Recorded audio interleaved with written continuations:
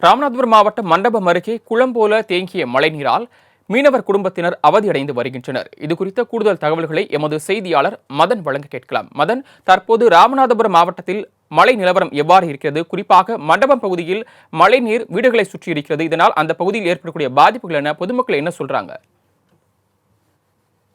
சரவணன், அதாவது ராமேஸ்வரம் அடுத்த மண்டபம் கலைஞர் நகர் பகுதியில் மூழ்கும் அளவிற்கு குளம் போல மழைநீர் தேங்கி உள்ளது. மேலும் கலைஞர் நகர் பகுதியை சேர்ந்த மீனவ மக்கள் தெரிவிக்கும் பொழுது பல்வேறு இன்னல்களை சந்தித்து வருவதாக அவர்கள் தெரிவித்துள்ளனர்.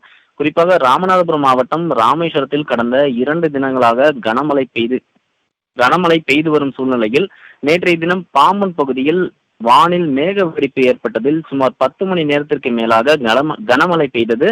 இதன் காரணமாக ராமேஸ்வரம், பாம்பன், மண்டபம் உள்ளிட்ட மீனவர் குடியிருப்பு பகுதிகளுக்குள் மழைநீர் வெள்ளம் போல் சூழ்ந்ததால் பகுதியை சேர்ந்த மீனவர்கள் வாழ வழியின்றி தற்போது தத்தளித்து நிற்கின்றனர்.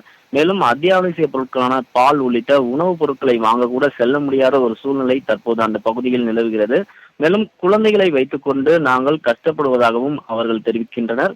இது மட்டுமல்லாது பாம்பு, பூச்சி உள்ளிட்ட விஷ ஜந்துக்கள் பகுதியில் சுற்றித் தெரிவதால் பகுதியை சேர்ந்த மீனவ குடியிருப்பு மக்கள் அச்சமடையும் சூழல் தற்போது நிலவுகிறது. மேலும் பாம்பன், தங்கச்சி மடம், மண்டபம் பகுதியில் கனமழை பெய்து வரும் காரணத்தால் வீடுகளுக்குள் தண்ணீர் சூழ்ந்து காணப்படுகிறது.